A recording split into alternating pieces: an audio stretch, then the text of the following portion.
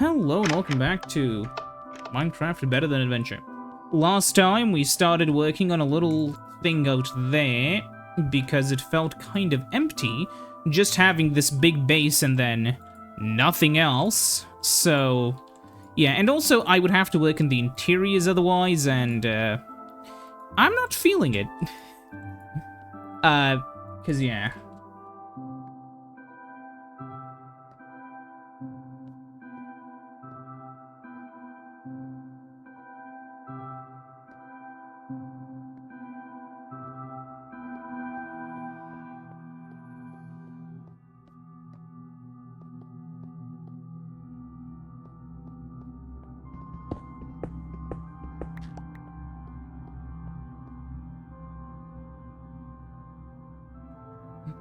There we go. 2, and then another 1. Open door. Oh yeah, right. By the way, did you know that there was a lot of... So there's a lot of, like, old YouTube lore that a lot of, like, people nowadays don't know about. Like, everything from, like, old trolls who are still technically around to some degree to, like... There's just a lot of stuff. And it feels like nowadays YouTube has become more streamlined and sanitized. Which isn't bad, but it's not good either. Because on one side of the story, right? More sanitized means, you know, sort of, you know... It's less out there, but that also means there's a far lesser chance you'll find something, like, messed up on the website. Which was previously an occurrence, not a common one, but an occurrence. And I think it's better that that kind of fucked up stuff is, you know, not on the site. But yeah, like... Realistically... What you would run into... is there was just a lot of weird stuff that was not necessarily, like, it wasn't actually, no, I just won't use the term bad to even describe it, because it wasn't bad, it was just different. Like, sometimes you would run into people, like, who were pretending to be, like, there was this one guy called Jocko who was pretending to be AVGN just to troll people into watching, like, these really stupid videos. And they were fucking honestly ahead of their time. In terms of, like, humor. Like, the one which I think everybody remembers is the Super Metroid one, where he just started playing it, and then, like, at one point in the video, he just says, "Open door." And then he goes in, and then for a solid, like, 2 minutes, he just holds the jump key, and Samus is jumping, and he just goes, like... for like 2 minutes, like he just, like his brain shut off.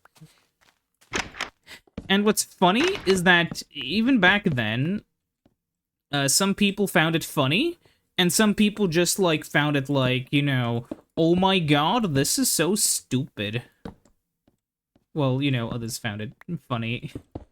Which is so similar to how stuff is today, honestly. Except that nowadays it's a little bit different. But yeah.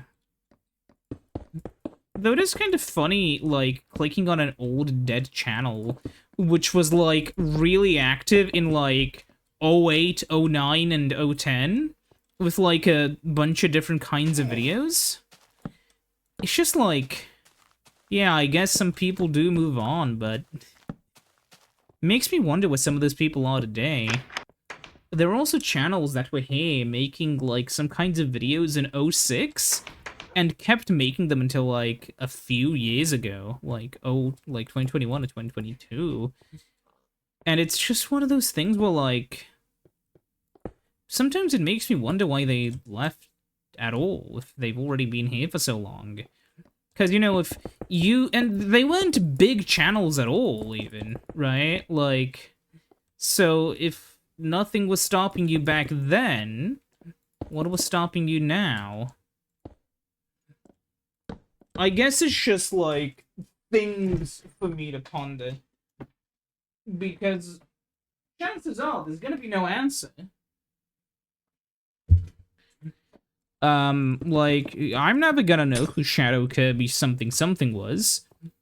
And, like, I'll just forever have to live with the knowledge that their channel is like that. Because, like, yeah. Like, we'll never know.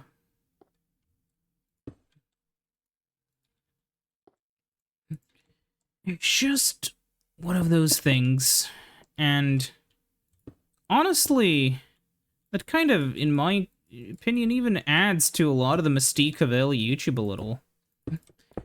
It's like those videos, like, it's like those indie games where, like, you're exploring a dead game. But instead of exploring a dead game, you're basically exploring a dead art project. And it's kind of funny, though, because a lot of YouTubers talk about their videos as content, which is kind of sad in a way, because realistically it is art. I know there are some, like, Luddites or whatever who refuse to admit that, you know, doing stuff on YouTube or, like, video games are art, because they want things to be products first or whatever, or they think, like, you know, oh, this will never be as highbrow as my piece of art. But no, it is art. Because, like, let's be real here, the people who kept trying to control what art is aren't really the good guys. But, you know, like, there's still the essence of human like, you know, YouTube videos have the essence of human creativity. It's not like, you know, dumping sewage into a machine and watching it output an approximation of an anime girl. It's not that. It's actual human beings doing actual, like, human being things. And that's what I feel makes YouTube special. It's the first, like, it was really the first platform where you could en masse upload videos of fucking whatever. You know, back in the day, the best you had for a lot of stuff were fucking, like, even uploading images on, like, message boards was hard. Like, I don't know when Something Awful started supporting images, but that was, and still is, a premium site. I don't know when, like, you know, it's just one of those things, right? Where it was actually kind of hard to host your image. There was no, like, Imgur or whatever to just post whatever you make to and then share with your friends. So then just having YouTube where you could upload videos to, that was really cool for a lot of people. And that's kind of the whole reason why it got so big. And I'm really happy it did, because it's such a unique platform. And that's not just because it's YouTube, it's because of the community on YouTube. Like, you just don't have YouTube on other platforms, even if they try to host videos. Like, Vimeo? Like, oh, really? Well, Vimeo is just a place where people upload, like, content that gets copyright claimed on YouTube. Fucking... What's the Hitler site called? Like, Rumble? Like, that's only used by people who get banned off of YouTube for, like, screaming racial slurs into the microphone. What other, like, VidMe? VidMe's dead. The issue is that for all issues that YouTube has, and there are issues, no other site has managed to ever come up with a better solution.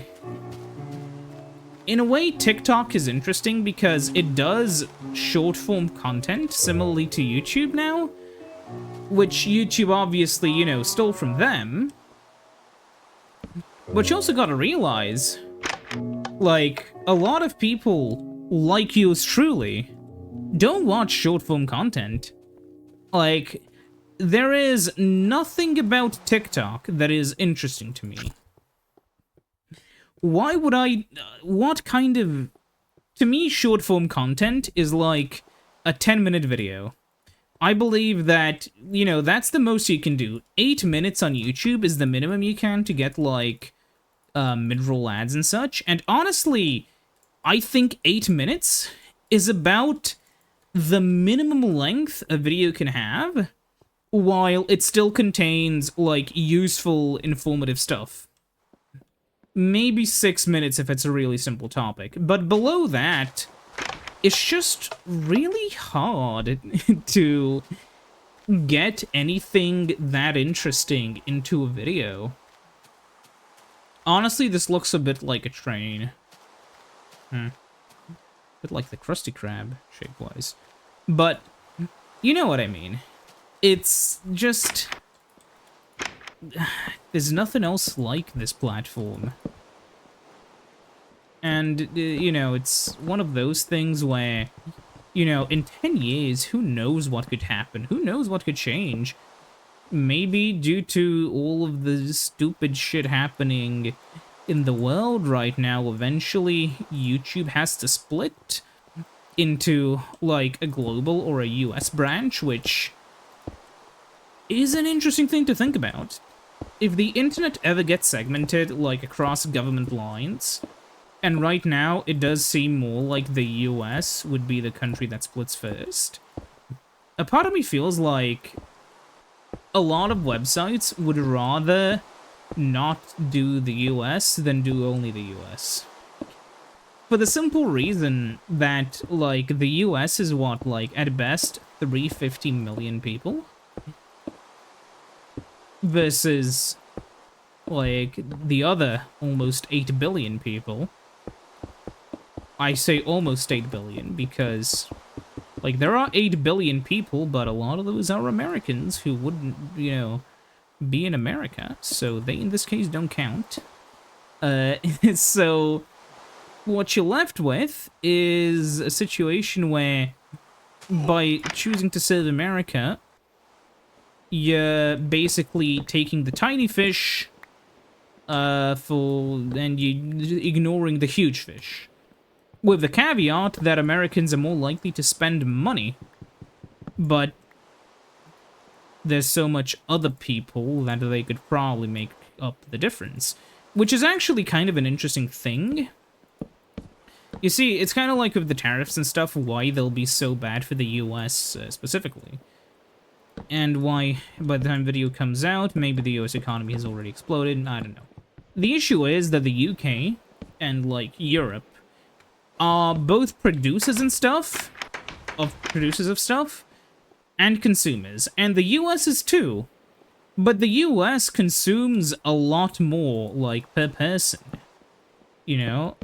So, in a way, it just kind of ends up being a situation where, yeah, sure, you know, the US may, you know, it's kind of like, you know, the issue is, nobody here would want to buy a lot of the US stuff that they would be selling because, like, realistically, what do you get? Like, what does America, what would America sell that, like, the average person would want to buy?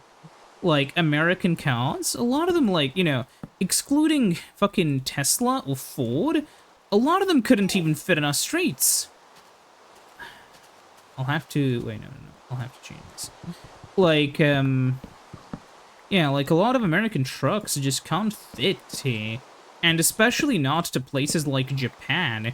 And one of the core problems was that, oh, American trucks aren't selling well in Japan. They don't fit on the street. Of course they don't sell. Like, yeah. Try to, like, sell a vehicle to someone with the slight caveat that they can't park it anywhere. That's a bit of a problem, how shall we say. And, like, I understand that the solution for some people may be, well, widen the damn roads, but why would the government do that? Like, why would you widen roads? Like, it's kind of like, yeah, why would you widen roads? So that cars from another country could sell better. Especially when you have when you would have to widen every road in Japan. And Japan has a lot of roads. Alternatively, you could America it and just start laying concrete for parking spaces. But that doesn't work, because Japan's different from America. And once again, we are running into the slight hubris problem, where different places have different customs, and the issue is that in Japan there's a little custom which they call not spending half of their money on petrol and a huge car. And this little custom, of, traditional Japanese custom, of not buying a giant, gas guzzler 3 billion from the US, has resulted in the Japanese kind of not wanting giant, extremely inefficient, bank account draining, monster cars. And instead they prefer normal vehicles. Like, a lot of the cars that sell in Japan are K cars, which are fucking adorable. I want one. I want the cappuccino. But yeah. Because the thing is, you can do basically most things in a K car. Because, like, realistically, if you go into the shop, when are you actually gonna fill up, like, an entire car's worth of stuff? Maybe in America, sure, where you have to buy, like, a week's supply of bread at Costco, because everything else is, like, too expensive except Costco. But in a place where everything's kind of close enough to walk to, well, you only really need your car to, like, go to work and carry a few bags of groceries home. Fuck, you don't even need a bike, you don't even need a car for that. You could use a motorbike. You could use a normal bike, like the Dutch. So we run into the issue again where, like, there's just not a lot of market for the US kinds of cars. They're kind of not really something that interesting here. And the issue is, I don't know where you could even sell them. Like, I thought for a moment, like, maybe the UAE?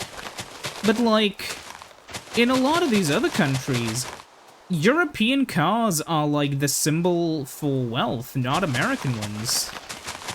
Because European cars, like BMW, have sort of, like, a pedigree. If it's a deserved pedigree or not is a different question entirely, and one that will probably spark a comment war, so I will stay silent on it, but, like, realistically, what you gotta figure out is that American cars aren't really that interesting to people. They're not unreliable a lot of the time, but they are just big and expensive. They often have these big block engines, which just take a lot of fuel, they take a lot of oil. A lot of the time, people are just happier with a smaller engine. Like, that's why 3-cylinder turbos are so popular. Granted, not in America, where they're, fans of larger vehicles, but hey, that's... Nobody in Japan is saying we should, nobody in Japan is saying they should tariff America because, ooga booga, we want to sell our, K-cars, and keep in mind, K-cars are flat out not legal in a lot of the US. For the simple reason that a lot of people like them, and a lot of people hate the fact a lot of people like them. A lot of powerful automotive people, in the industry, don't like the fact K-cars are popular. So some places in the US have legislation that just flat out bans them from being sold.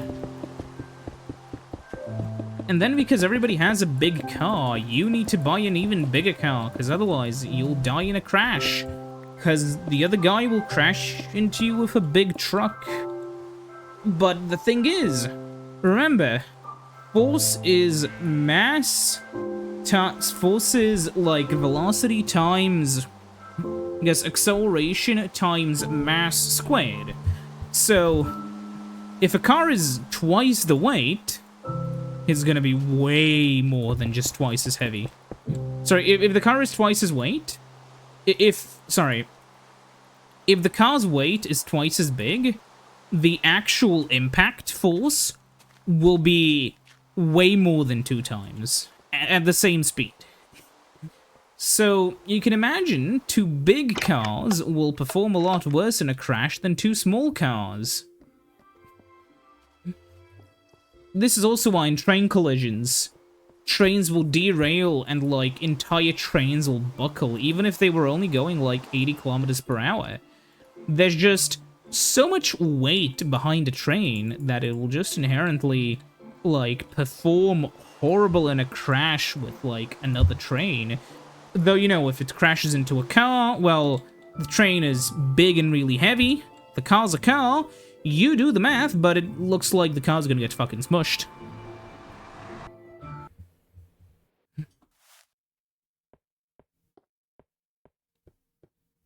This lack of music that we've spawned into is kind of eerie.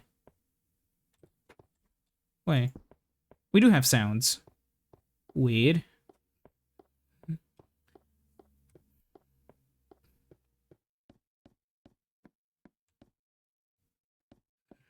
Heroin brine? Probably not. Now, you may be wondering what the point of the heroin brine joke is, and the answer is, I don't really know. I think the joke was... Oh, yeah, no, so the original joke that I stole from somewhere was like, oh, if heroin isn't real, then how... Herobrine isn't real, well, how come people routinely die of a herobrine overdose? And, you know, then that kind of got contorted and twisted into, you know, from herobrine sighting to heroin sighted. And then, I don't even know.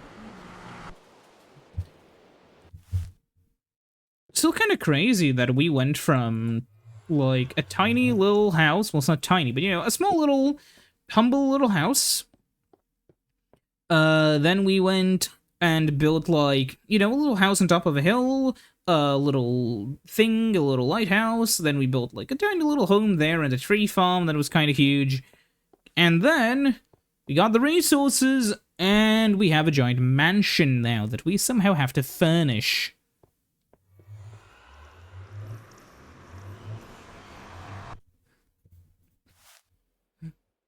Anyways, yeah, one thing which I really like about this mansion is the general vibe.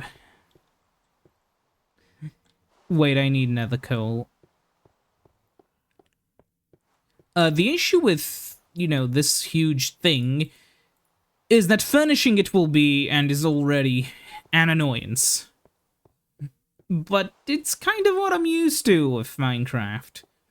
The entire point of Minecraft is that building stuff in survival is always going to be, like, relatively difficult, right?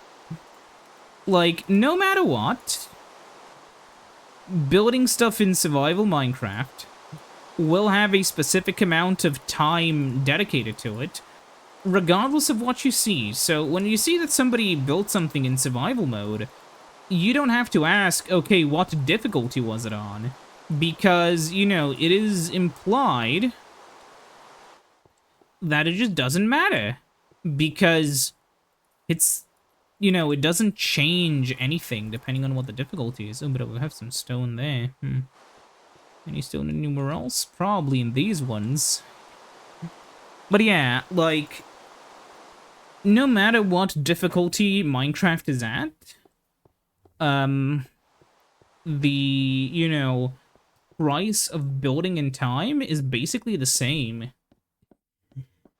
Granted, it's a little bit easier if you're just playing with survival mode, because, sorry, if you're just playing with peaceful mode, because there are no mobs.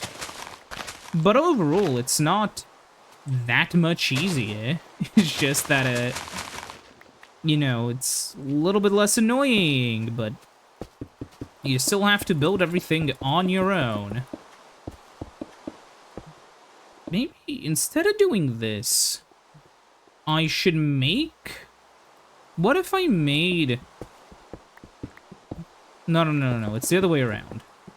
So what if I made the edges out of the polished stuff? Yeah, for some more texture,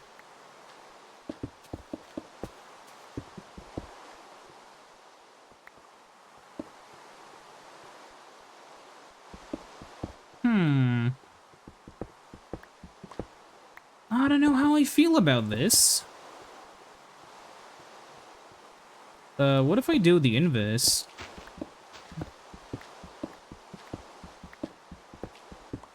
Now, this is sort of the big thing where I want to use stone and stone. And I'm not sure how to really orient it. Of course, I'm going to run out of stone really quickly here because I made a bunch of the normal ones. But it's going to be fine. Who cares? Yeah. Let's see. If I did this...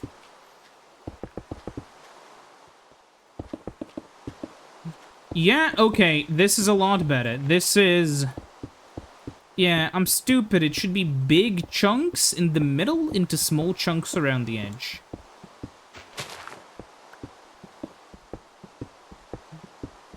Though, one of the things which I have noticed is, specifically, this is like a player thing, right?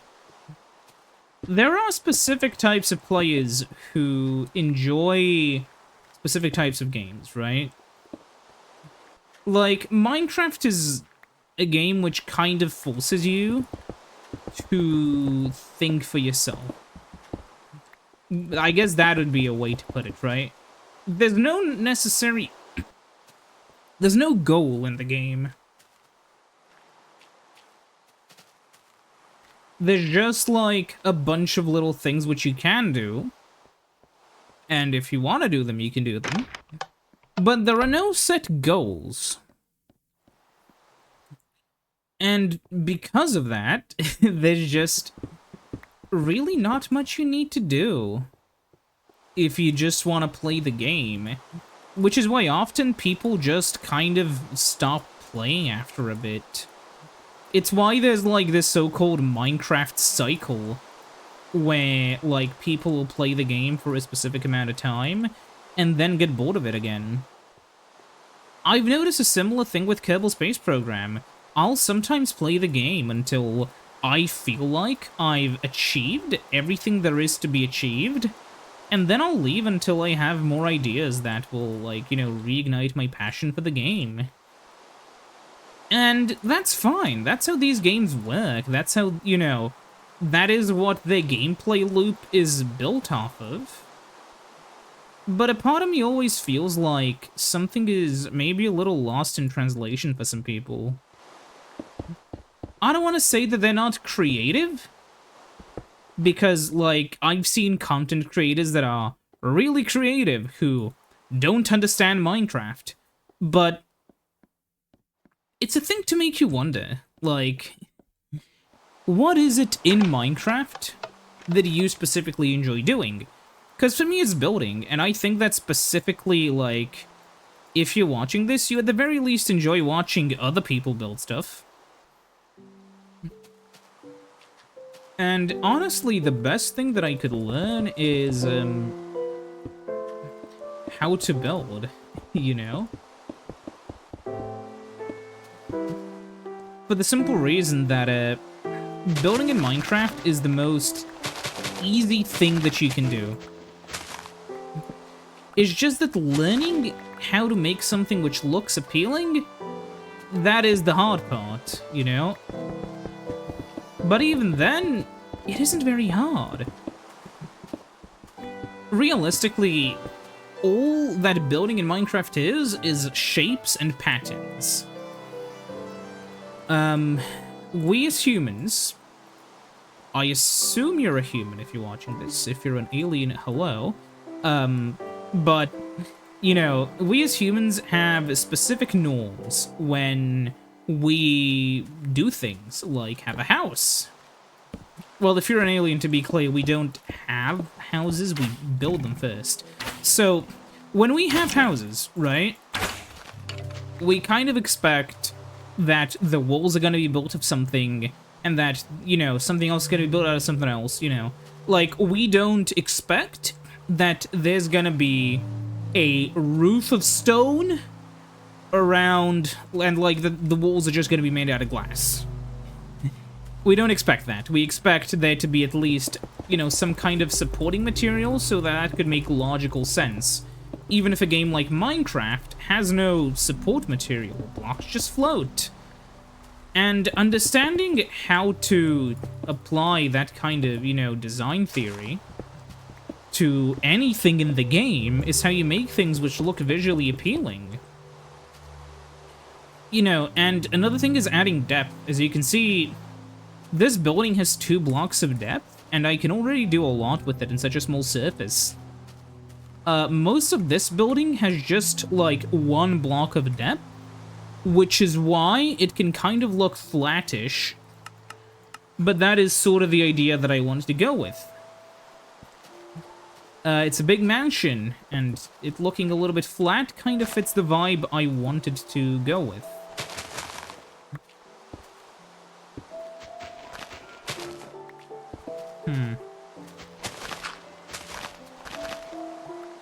Huh.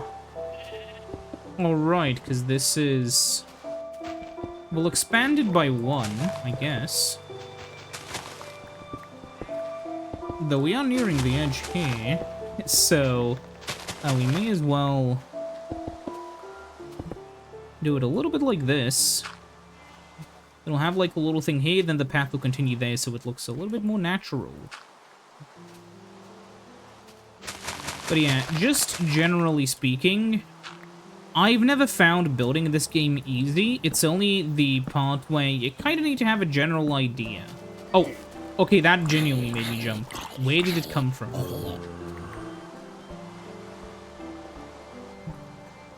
Probably up here, considering... oh my god. Fuck. Are the creepers charged up from like base Minecraft? I don't even know. Feels like it. Look at this, man.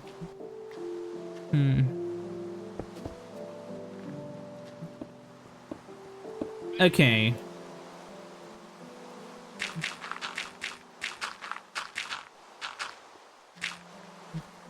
Wait, also... turn weather volume to like... oh, that's interesting. Wait, there needs to be some volume.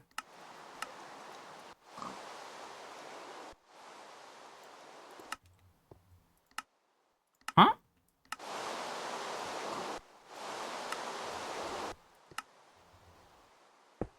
Weird. Well, you can still hear it now, but yeah. There seems to be a bit of a bug. It's whatever. But yeah, it seems one of the mobs came from like here maybe, and the other mobs probably came from over there, considering it's not lit up that well. Considering there's another one coming here. Wait, I'll do this, and the creeper will be stupid and fall in. Okay, so what I will do next will shock you. What he does next is shocking. I'll take some of this. I'll spend a lot of it on fences, and I'll just fence that area off so that nothing can just kind of walk around it. Maybe that part is unnecessary. I don't care. And there we go. Now nothing should be able to pass over. Especially after I put a torch up here, and if I may climb onto here and put this like that. Okay. Now nothing should be able to get over here from over there. And now we have this little path. The creeper is still there. And now we can use the superpower. Oh, I wish you could do that with these ones as well. Whatever. Why do I have 3 workbenches? Whatever. Anyways, now we have to connect to up here, which we can do by following this general shape down to here, and this general shape down to here.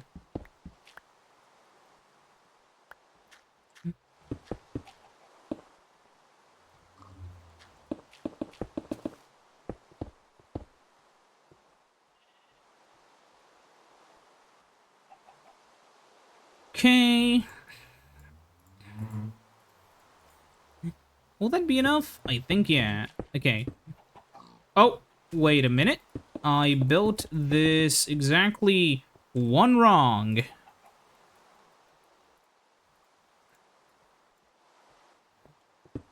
Okay, yeah.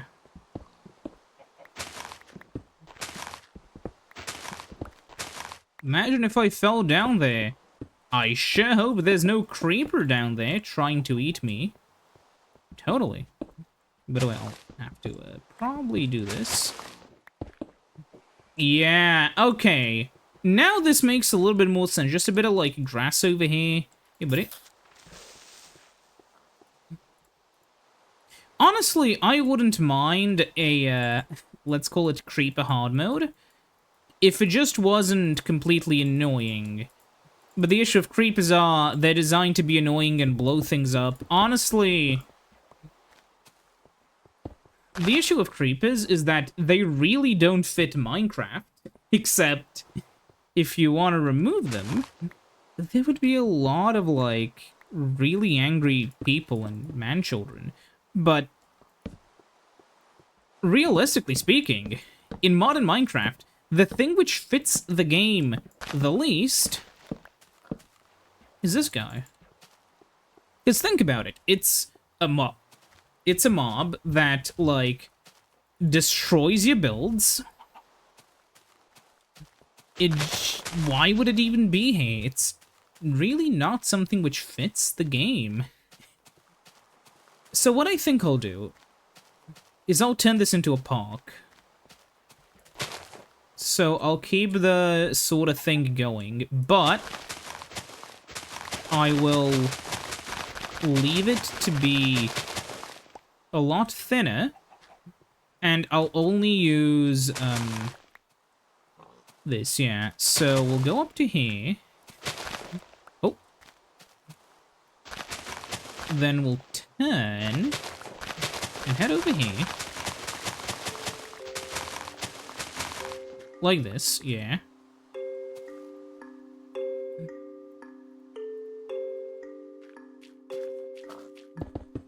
And I will try to mostly use boreal wood, because I think it would look quite fine here.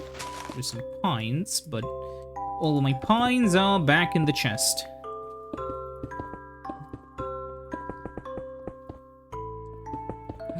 That's also a secret.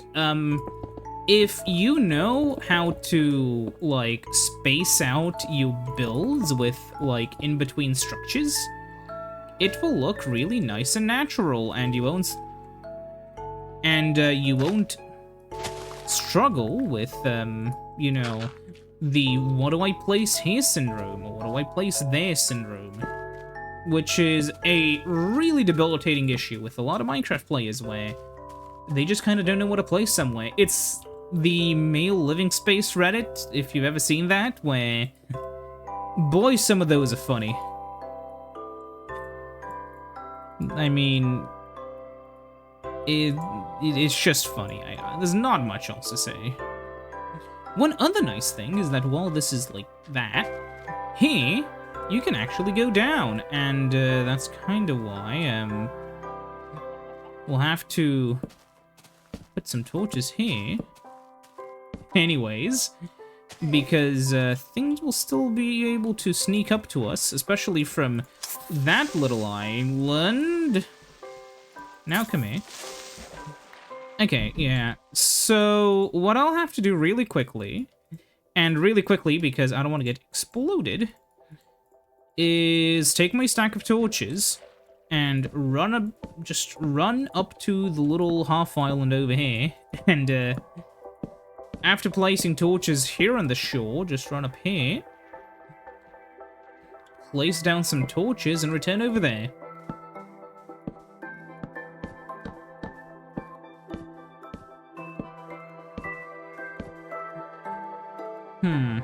So we have more of them, but we have only 5 pine saplings and 3 bone meals. So I'll place 1 pine over here, 1 over here, and 1 over here. Then we can place 1 over there, and 1 over here. So that's 1, to actually...